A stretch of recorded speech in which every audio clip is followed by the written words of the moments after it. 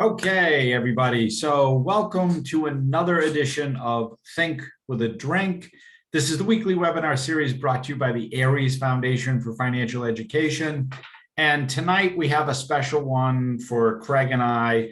This is what we're calling All About ABLE. Those are 529A accounts. And for those who don't know, Craig and myself, we spend a lot of time supporting, working with organizations and families of parents for children who are differently abled or have a disability.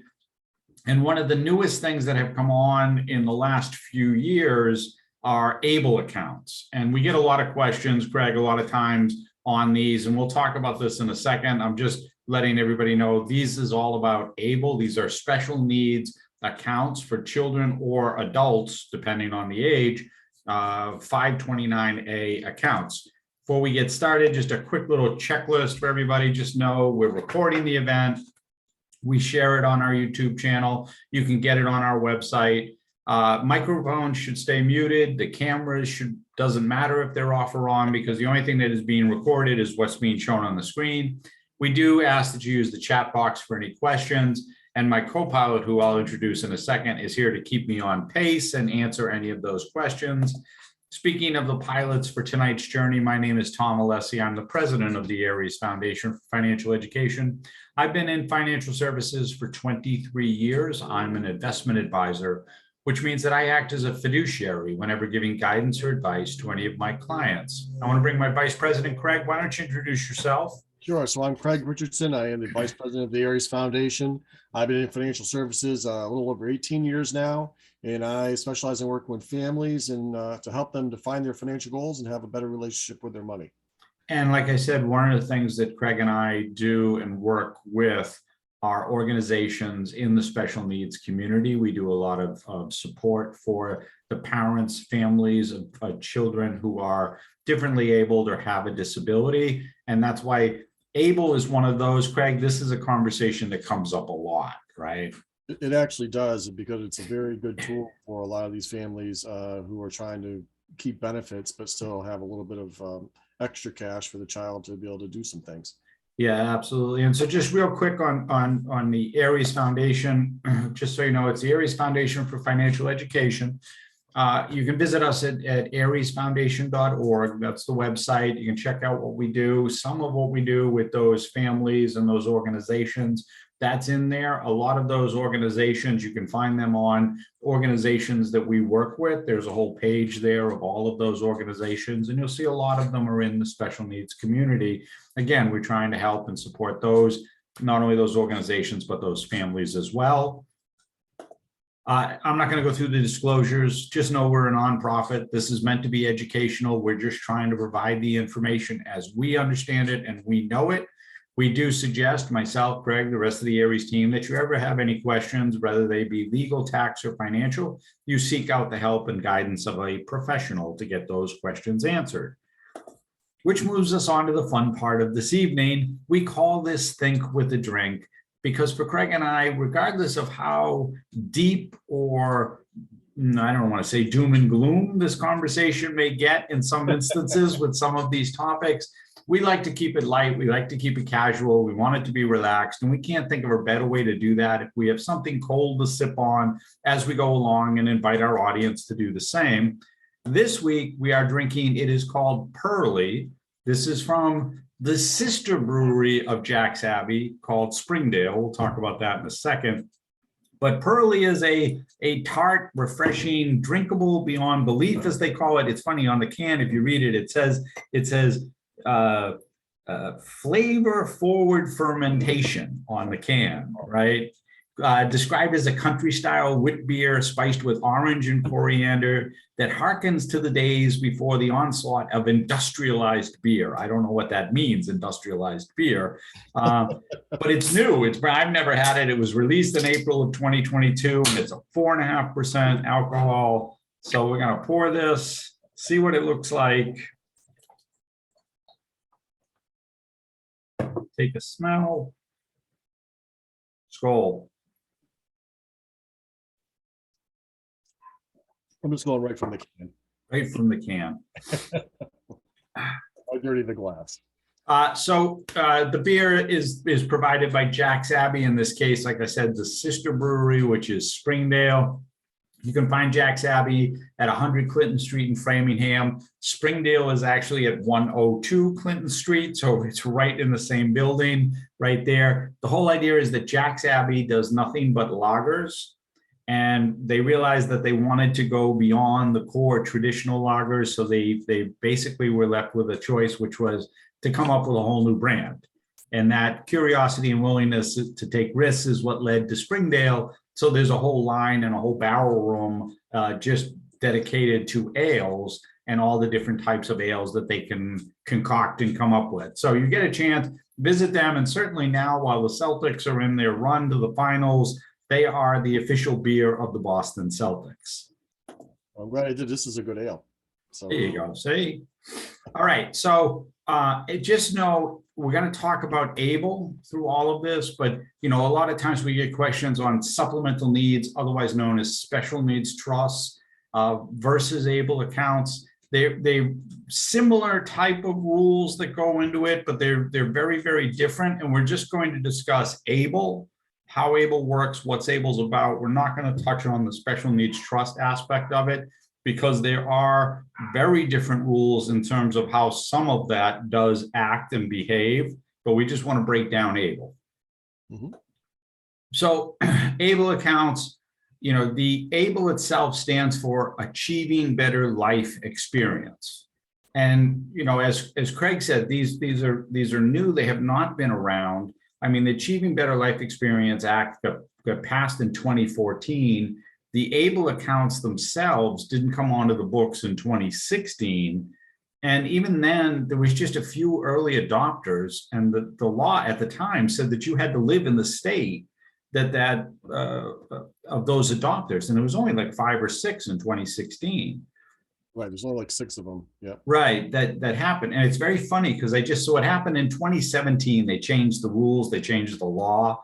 And they expanded it and said, no, that's not the case. Should be like a 529 college account. You don't have to live in the state anymore. But I just got to notice that literally, I want to say like last week, the MAS program, it's through MIFA, the Mass Educational Financing Authority, MIFA, their plan, which is called Attainable, that's the 529A ABLE account in Massachusetts, just turned 5 years old. Wow. Last month, it just turned 5. So it was launched in 2017. So it's more probably seasoned than some of the other programs that have come because it's been around for that long. But the idea is that after those early adopters, after the changes came through, what you started to see was a lot more states get involved. And I want to say the screen says 41 plus the District of Columbia, but I believe that number is up to 43 now in the District of Columbia. So you don't have to live in the state. Even if your state doesn't have an ABLE account, you can open one from some other location. Like I said, here in Massachusetts, you can go to MIFA or you can go look up the Attainable program. There's certainly more and more of these accounts and more of these being funded on a daily and monthly basis, as Craig had alluded to, because of the need. All right, so why the need, right? So there you go. So, I mean, that's where it gets into, right? So one of the things with this, for any individual who has a disability, who's differently abled, they're entitled to government benefits. The problem is they are limited to what they can have, right, Craig, for assets, income, those things that can block them from getting access to those benefits. Right. When you're on Social Security and Medicaid benefits, you're not supposed to have more than $2,000 assets. Otherwise, you get knocked off of those benefits. The problem is that the benefits really keep the person with a disability at the poverty level. I mean, they're sustaining some housing and they can eat, but other than that, they're not doing a whole lot of other activities that they can pay for because they're not allowed to have that money to begin with. So ABLE does is come out and says, okay, just because you're disabled doesn't mean you should be relegated to having to live in poverty or not having access to any other funds. So what they did is put this in place, and it's a fabulous tool for families. Right, and as the screen says, the idea behind ABLE is it's meant to supplement, not supplant. So like Craig is saying, the idea is this is to enhance those benefit programs that the individual has access to, is qualified for, entitled to have, and should have. This is just to add on an additional part to that. Supplement, not supplant. So just think of it in terms of those terms. Whether we're talking Medicaid, SSI, SSDI, doesn't matter. Right? So here's the thing with ABLE, and one of the things that's going on right now. So when the act was passed, and even the later iterations to it, the diagnosis had to occur prior to age 26. That's the rule right now. The legislation is it's in process to be changed to bring, I'm going to get this wrong again because I keep wanting to say 46, but it's 46. Oh, okay. See, so I got it right. 43. It was 46. Yes. So it's 40. So the rule right now says the diagnosis, doesn't matter how old you are today, the diagnosis had to occur prior to age 26. The legislation that's being proposed and is going to go through, and we're hoping it gets passed this year, is going to change that to be diagnosis prior to age 46. Because we know for some disabilities, for some occurrences, medical issues, et cetera, happen after age 26. So it's a good thing that that's being done, but that's part of it, is that right now, that's the rule. You have to have the diagnosis before age 26. The difference, if you happen to know a 529 college savings plan, right? So the college savings plans, the way those are done is normally, Craig, right, you, the parent, are opening the account. The child is then the beneficiary, but you are the owner of the account and they're the beneficiary. Correct. Yep. In the case of ABLE 529A, the individual, your son or daughter, is actually the owner and the beneficiary. They have to open the account. Now, in some cases, the child, or even as an adult, may not have the capability to do that, in which case you as a parent can take what is known as limited power of attorney to open the account on their behalf. Parent, legal guardian, you can even have an attorney if you have one do it, but you don't need to. Most of the programs have the forms. There's a checkbox, there's something you can fill out that says, I am, acting on behalf of an incapacitated minor or adult and opening this account in a limited power of attorney capacity. So don't let that hold you up in terms of starting this or opening an account, but just know the child is the owner and the beneficiary. I'm going to take a drink, Craig. Well, and you want to say, well, why is that important? Because as we get into some of the program, the rules about the ABLE account, there's some clawback provisions that Tom will talk about in a little bit. Yeah. So why it's for first party versus third party, why that's a key designation. And so some key features to this, it's all online.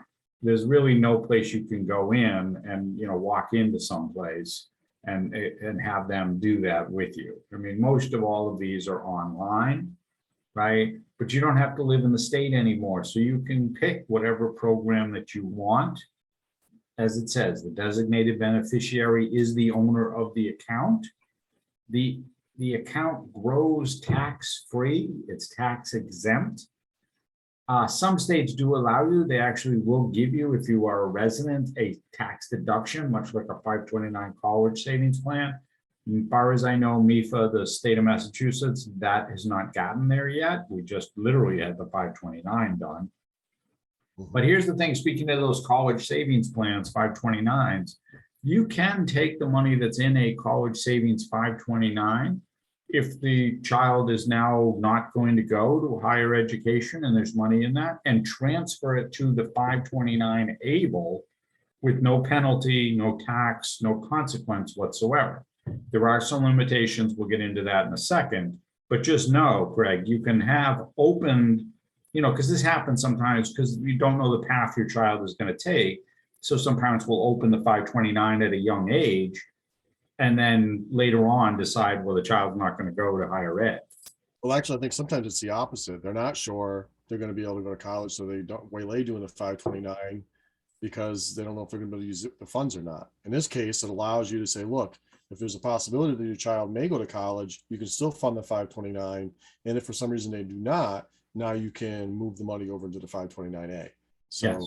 now you can plan for both contingencies. That's a good point, right? That's a great way to look at it, that you have that ability, the flexibility to be able to do that. So it offers more planning, more opportunity for planning in that scenario, which is a good way to look at that. That's a good point, right? So the other key thing with Enable is that anybody, once the account is established, anybody can contribute to it. There doesn't have to be any type of relationship to the owner beneficiary, anybody. But if most family members, what's happening is they're giving some kind of gift, whether it's, graduation, birthday, present, something that goes along, and that money can add up and then count against the person, because as Craig said, there's a limitation of how much money you can have before you lose the qualification for the benefits. This way, grandma can give a gift and put it into the 529 ABLE account, and it's not going to count against anything. Right. We'll talk about there's a limitation on that, but just know there's none of that. It's not going to count any of the money that's in there. And if it's used, we'll talk about the uses that can be for it. Used properly, it's never going to count against any of their benefit programs that they might have access to. So it helps from accidentally bouncing somebody off their benefits due to a goodwill gesture. Yes. Like, we talk about that a lot with good intentions, unforeseen consequences in terms of gifting and inheritances and some of that stuff, which does happen. Now, one of the things on the screen that there is a limitation. The maximum that can be in the account in a 529 ABLE, and you can only have one, we'll talk about that in a second, is $100,000. So here's the thing. If it's getting close, if you have been putting money away and maybe the child was younger, so now it's just building up, and you get to the 90,000 range, spend some of the money. Don't keep contributing, because the minute it goes over $100,000, you're suspended, not disqualified, or whatever they call it, terminated it. Correct. You just got to get your balance under $100,000 before you turn your benefits back on. Right. It's a suspension, not a termination, so you don't have to requalify, but just know it is there. So it's one of those. And when Craig and I talk about this, we talk about ABLE as that expense account. It's meant to be used. It's meant to be something that should be ongoing, that should be accessible, that should be used on a regular basis by your son or your daughter for their living, for what they're trying to do. It shouldn't be thought of as I'm parking money away here that's going to be later on in lifetime type of thing. That's what the supplemental needs or special needs trust is for. So they sort of go hand in hand with that. But if you think about it, this is more like, hey, I'm running for a pizza or something, and I'm going to take money out of the ABLE account, versus having a special needs trust, which is there to fund, lifetime down the road purchase type of thing. Right. This is not the place where you're going to park estate plan money. Right. You're not going to leave leftover assets for lots of reasons. One, because it can only take cash, and two, because it wasn't meant by Congress to be built to be a wealth accumulation tool. It really is meant to be just so you can spend money and have a better quality of life. And if you're not spending anything, well, how does that improve your quality of life? So yeah. No, absolutely. And to that end, the maximum that can be contributed by the village, by everybody, all the family members, siblings, anybody else, because you can only have one ABLE account per person. The most that can be contributed is this year, 2022, is $16,000 total.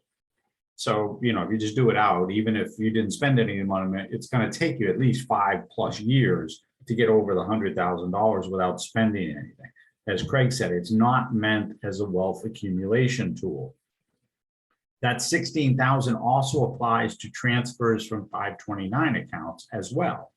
So if you have money sitting in the 529, you want to move it over to the 529A because you're allowed to, you can only transfer 16,000 maximum, or if you've gifted some money in, whatever the difference is. Because the minute you go over, then you trigger the whole thing and it blows up again. So you don't want to do that. Right. But one of the pieces of ABLE is it does allow for the individual, the beneficiary, the owner, your son, your daughter, to work and contribute themselves. And this year, that number is $12,880. So they can take $12,880 of money that they've earned and now put it into the ABLE, and it's not going to count against any of their benefits. If you do it out with what the family can contribute, what the individual, and there's a lot of eights now. It's 28,880 total could go in a year. And now you're talking, if you didn't touch it at all, right, about 3 so years before you get towards that 100,000 marker. Right, without any growth. Yep. Well, growth and without any distributions. Right. But just know, because a lot of times, Craig, we run into this where individuals, they're not working, even though they want to, they're capable, because anything that they do would take away from the benefit that they might be entitled to. Absolutely. So the only thing they could do up to this point was volunteer, right? They couldn't actually take a pay. And, I think anybody, sees the benefit of being able to go out and earn your own money. I mean, it's just a quality of life issue. Right. Right. So that's part of the other aspect of ABLE and why it's in place. Right. So again, anybody can contribute to it. They're not counted as income. The interest isn't counted as income.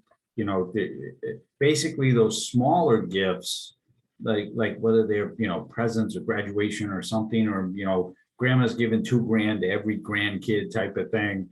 This way it goes into ABLE. It doesn't affect them at all.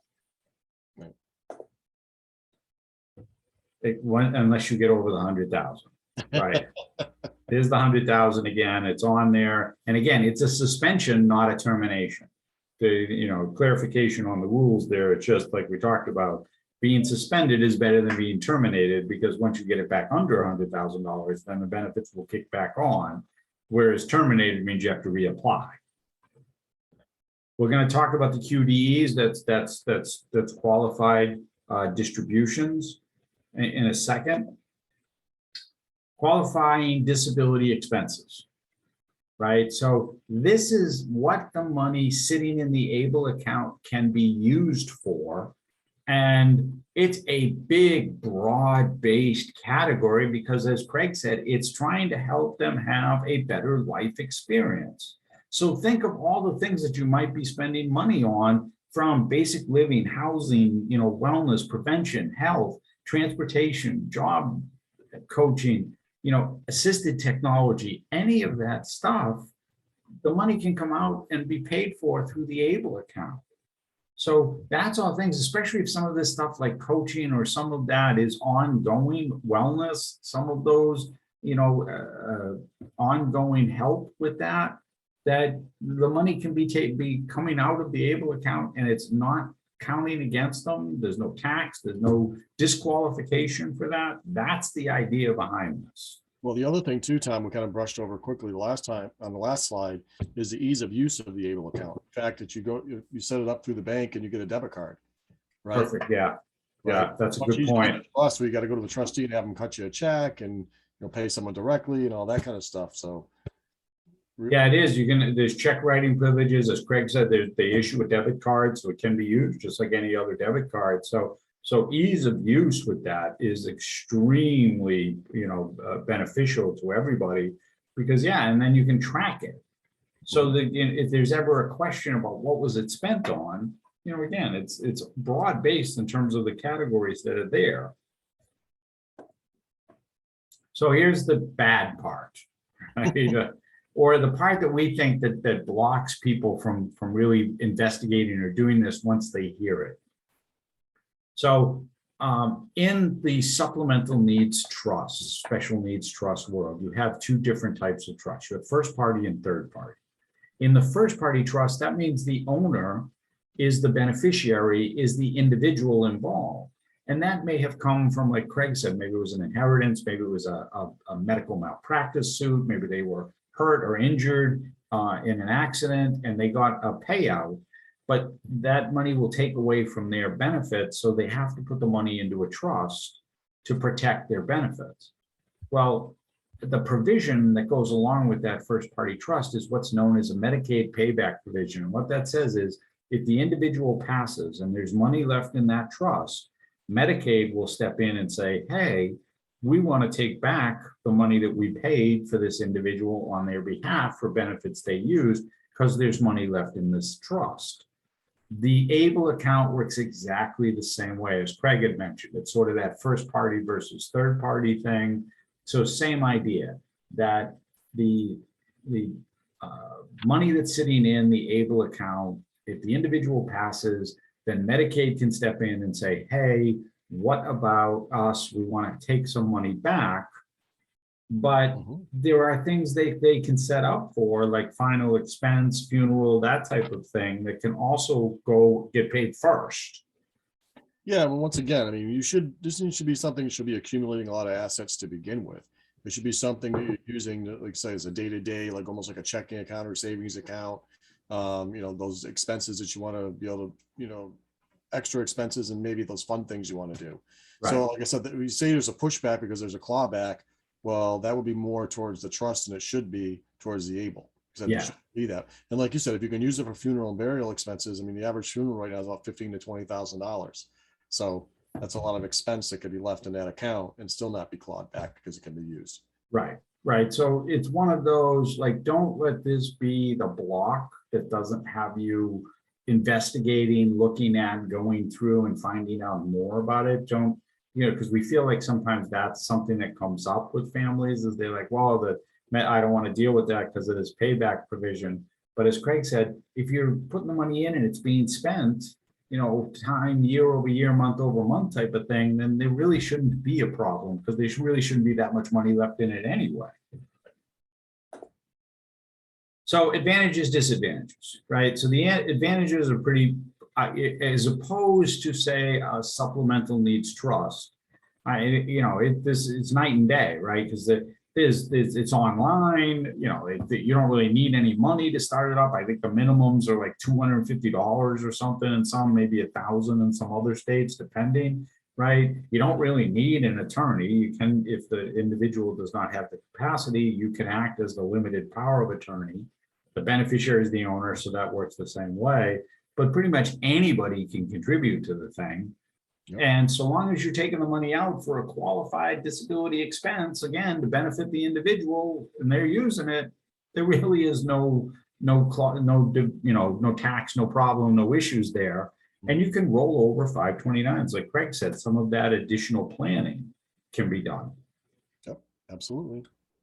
The disadvantages is it's all online. So sometimes that can be tricky for individuals in terms of trying to go through it. You can only have one account per individual. And right now the age is 26. So that diagnosis had to be before age 26. And the 16,000, that's just the gift tax limit. So just understand that the gift limit is whatever it is. So if next year it goes to 16,500 or to 17,000, ABLE will roll up with it.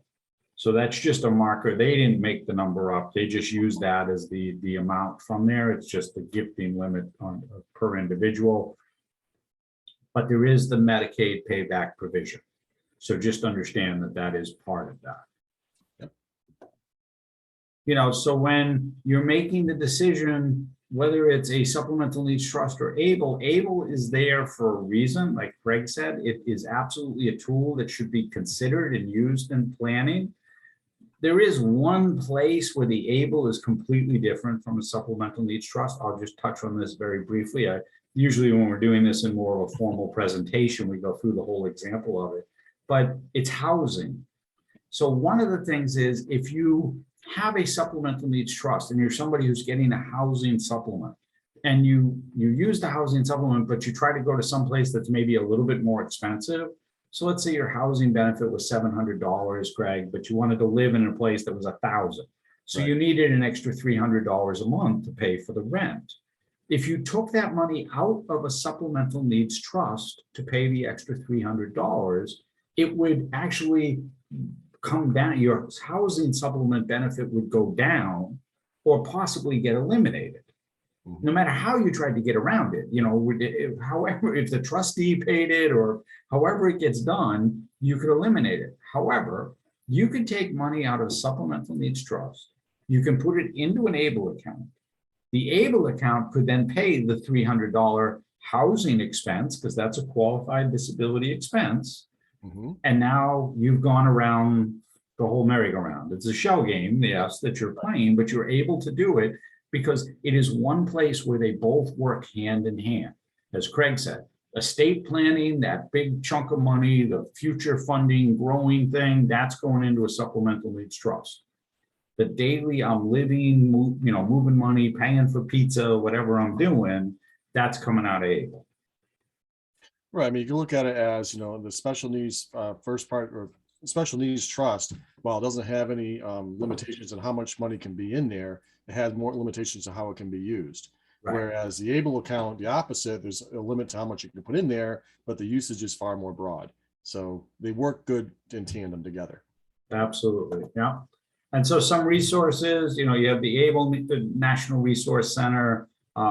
They've got partners with the Special Needs Alliance. There's other things on there. You can just, stop the recording if you're, watching it, or go back to it to see those and get them. But just know that's sort of where we gathered some of our info and our intel. Speaking of which, this is Craig and I in our more formal attire. That's us when we're doing some of the stuff that we're talking about. Some of that outreach that we do in the community, some of that stuff that we do where we're just out and having fun and trying to do some of the stuff, that's part of what we do. We also do what is known as what we call the Connections Update. It's a monthly newsletter that just connects all of the organizations. We're in New England, so it's mostly New England based. We haven't, God bless, if we try to go beyond that, I don't know what I would do then. But at this point, it's New England.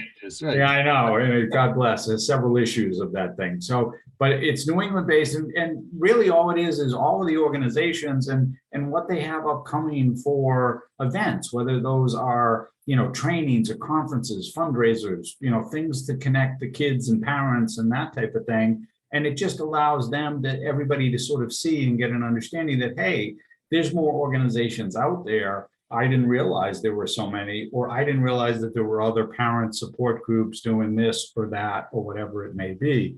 So we offer that to everybody. If you ever want to get on the newsletter, we do it. It's once a month, but it covers like the June issue will be June and July, because I can't do more than that because there are a lot of organizations.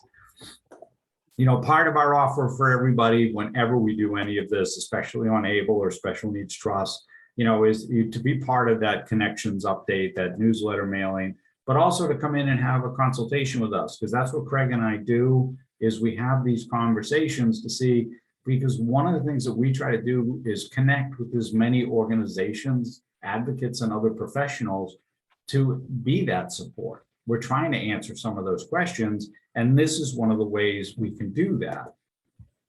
So you can just type yes in the chat box. Greg, if you want to drop your schedule in there, you can drop the scheduler in, and we can, we're happy to schedule a time to answer any question. Or if you've got specific things that you're trying to address, we're happy to try to point you in the right direction. Craig, any questions in the chat box for us? Surprisingly, no. Okay, that is a strange thing. That's okay, though. If you ever do have questions, you can reach out to us. Again, you can go to the website, www.ariesfoundation.org, or you can use the email. It's info@ariesfoundation.org, and we're happy to answer any questions anytime about any of this stuff, because we know it's very new. So people get very confused. They're unsure about it because they really hasn't been around that long, right, Craig? That there just isn't that much information. Right. I mean, a lot of people haven't even heard about this. Like you were showing how many people are in the accounts now, and there's like $30 million or something like that in assets.